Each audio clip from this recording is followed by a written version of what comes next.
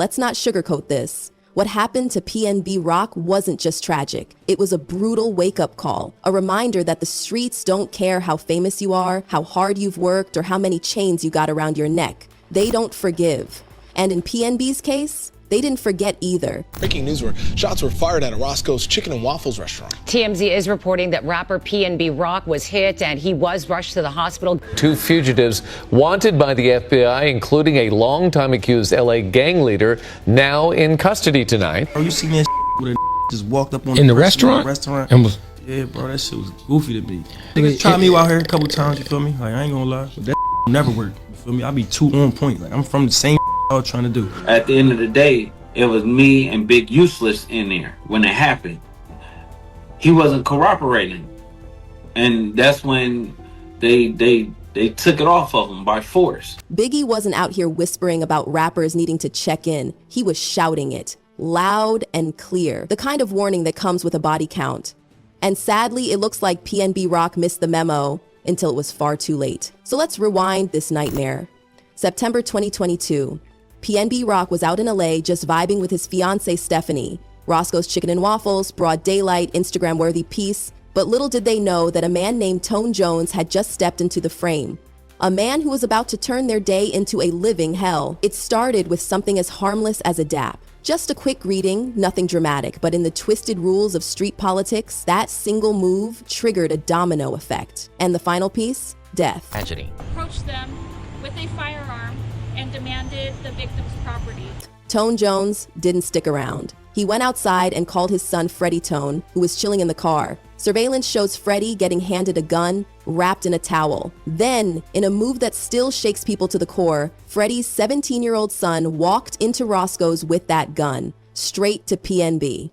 No hesitation. He didn't just want the chains. He threatened Stephanie's life. Teen tried to shield her, shoved her under the table. But the teen fired anyway. 3 rounds. 2 bullets struck Pina. Then the kid snatched the chains, the watch, the rings, and left him dying on the floor. The victim then fell to the ground, and the suspect removed some items from the victim. Stephanie, she tried to call for help, but the teen wasn't done. He pointed the gun at her and stole her phone too. It was pure chaos. And the sickest part, the setup wasn't some random robbery. It came from inside the house. Tone Jones, his own father, had tipped off Freddie. Freddie then armed his own son. That 3 generations of violence in one twisted plan. After the hit, they torched the car and fled to Vegas. A woman named Wenicia Evans helped drive Freddie out there.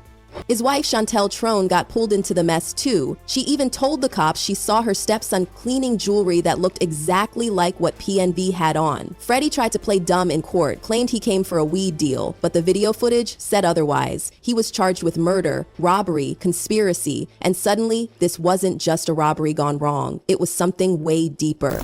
He was sentenced to 30 years to life in prison stay in an LA courtroom. 42-year-old Freddie Trone convicted last month after prosecutors say he directed his 17-year-old son to shoot and kill the rapper during a 2022 robbery at a South LA. That's when the whispers started. Big U. People started dropping his name, saying maybe, just maybe, he had something to do with this. And boom, enter Luce Cannon, Big U's former right-hand man. He was known for running the streets at Big U's command. But when they fell out, Luce started talking, loudly, recklessly. In one interview, Luce casually mentioned he was at Roscoe's that day, just standing there, like it was no big deal. But then, he let it slip. He wasn't alone. He said Big U was there with him, called him Big Useless like it was nothing. At the end of the day, it was me and Big Useless in there when it happened.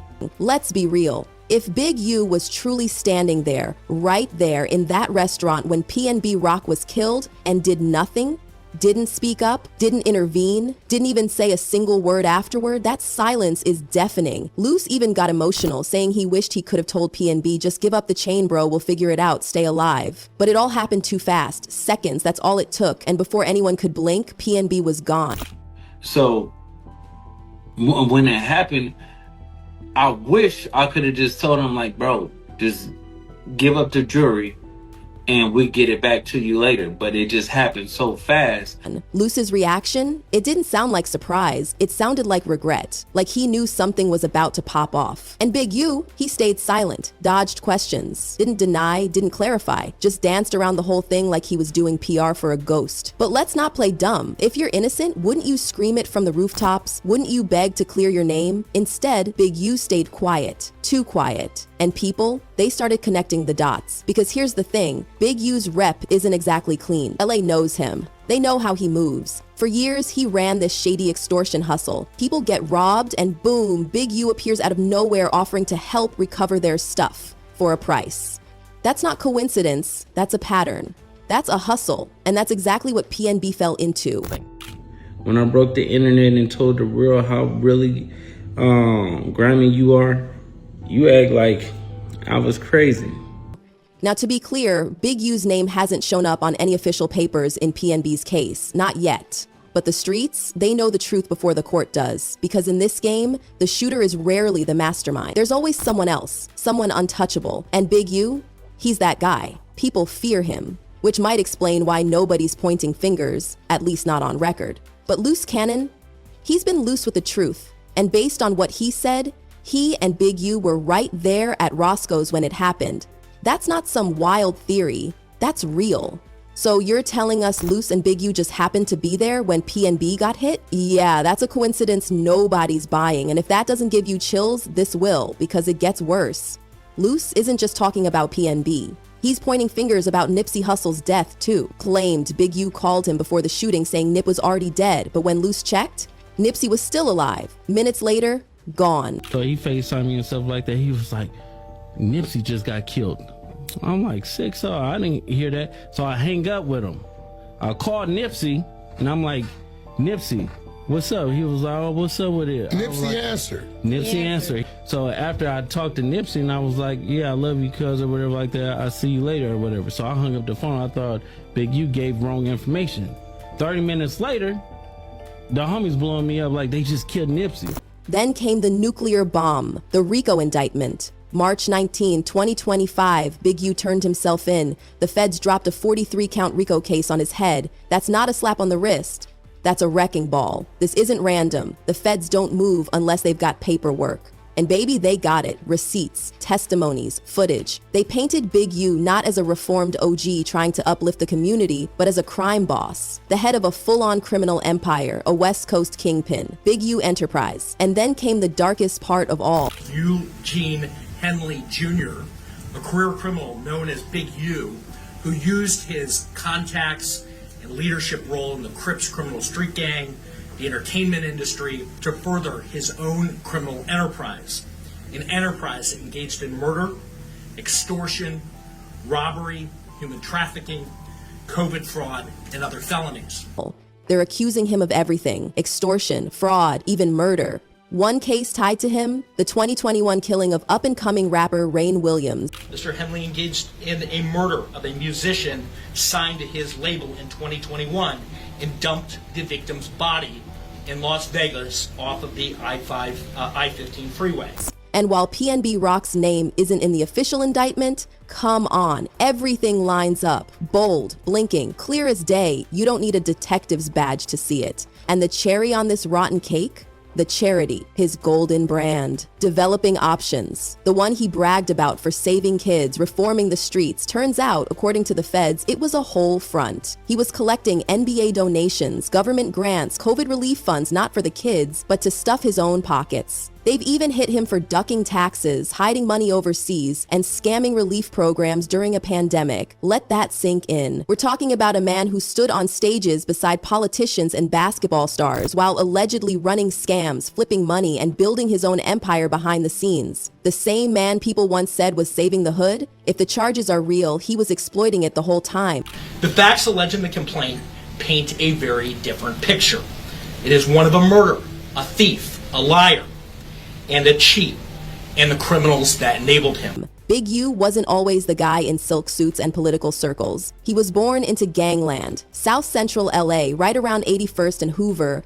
His mom came from Chicago in the late 60s, and his father, rumored to have ties to one of the first black street gangs in the US, the Black Peace Nation. That street code, it was in his blood. He jumped into gang life early, started with the A.J. Arlington gang, run by his cousin Chili Capone, that eventually merged with the Rollin' 60s Crips, and from there, Big U rose like wildfire. By the time the infamous gang war exploded between the Rollin' 60s and the 8 Trey gangsters in 1979, Big U wasn't just in the mix, he was leading the charge. He didn't even need a gun. His fists were his rep. Word on the street, dude was knocking folks out left and right. He became a fixture in violent spots like the World on Wheels skating rink and LA clubs, pulling stunts that made cops and other gangs afraid to step. One incident, a Run DMC concert in Long Beach turned into a gang war. They showed up just to fight. It was mayhem. People were hurt, shows got canceled. But to Big U, that was business as usual. He went in and out of jail for years, charged with everything from first-degree murder to attempted murder of an officer. But nothing stuck. Jail just made his rep bigger.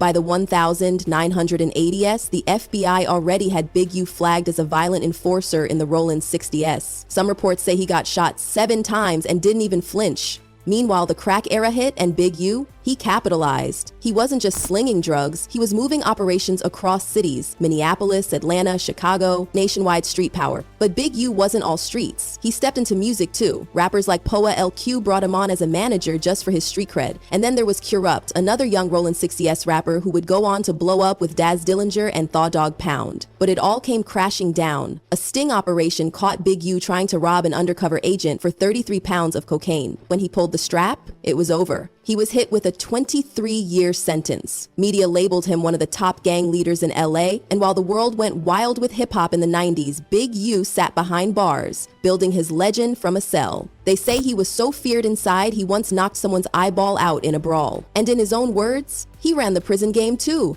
bribing guards, moving contraband like it was the street. I basically took over the whole little drug trade on the yard because I had money. But behind all that, Big U started But something changed in there. Big U started reading, studying theology, watching moves made by guys like Michael Harry Harris, the same man who helped fund Death Row Records and helped Denzel Washington. When he got out in 2004 at 37, the streets were waiting for him. The Rollin' 60s were bigger than ever, but Big U didn't go back to banging, at least not publicly. He went nonprofit. He launched Developing Options, a program aimed at helping at-risk youth avoid the same mistakes he made. And on the surface, it looked legit. Thousands of people helped, a 90% reported reduction in violence. Even Snoop Dogg backed it. Behind the scenes, though, he was still moving like a boss. Back in music, Big U linked with Suge Knight. Yes, that Suge. Suge even mentioned him in interviews and helped him financially. Together, they were a feared duo in hip-hop. Their management style, aggressive. Their reputations, dangerous. Some artists thrived, others vanished. The rumors started stacking, and that's when Nipsey Hussle entered the picture. Big U helped bring Nip into the spotlight, got him a feature on a Tupac project in 2006, helped shoot the Bullets Ain't Got No Name video, launched the whole mixtape series with him. It was supposed to be a new era. But behind the music, the tension was building. Nip signed a contract with Big U's label around 2009, one he later wanted out of. On Drink Champs, Big U admitted things fell apart after a tour bus incident where substances were found. Even though someone else took the fall, trust gone. Nipsey didn't like how the business was run. He started pulling back. Then Big U demanded studio equipment back that his son was using. Nip didn't like that either. And then came the diss track, You Don't Got a Clue. It never officially dropped, but everyone heard about it. That's when everything broke. And when Nipsey was gunned down years later, a lot of people whispered, was Big U involved? Fast forward to PnB Rock. He wasn't new to street pain. His father was murdered when he was just 3 years old. His brother Steph, also killed. He beefed with Philly's West Side Mafia. But through it all, PnB kept trying to evolve, stay out of trouble, build a future. He even said it himself. He knew LA was dangerous. In his interview with DJ Academics, PnB confessed some guys had already tried to rob him in broad daylight. He wasn't naive. He felt the danger closing in, but still, he walked into Roscoe's that day. That restaurant was supposed to be a pit stop, a casual lunch. But that one moment, that one dap, ignited a firestorm he couldn't escape. He didn't get a warning. He didn't get a second chance. And just like Nipsey, just like so many others who tried to break out of the streets and into success, he ended up bleeding on the floor, surrounded by silence. Luce Cannon's words keep haunting fans. If I had 1 second to tell him, give the chain, just live. But there was no second, only silence. And that silence, that's where Big U thrived. That eerie quiet when everyone's too scared to talk, too connected to speak out. So here we are. PnB Rock, gone. Nipsey Hussle, gone. Big U, locked up. And the streets, still whispering. It's not just about jewelry, not just about money. It's about power, control, the kind that costs lives and builds empires behind charity masks and nonprofit logos. PnB Rock didn't just die because of a robbery. He died in a system, a trap, a network of silence and fear that rewards power, punishes defiance, and makes sure the ones who know the truth either end up dead or stay too scared to speak.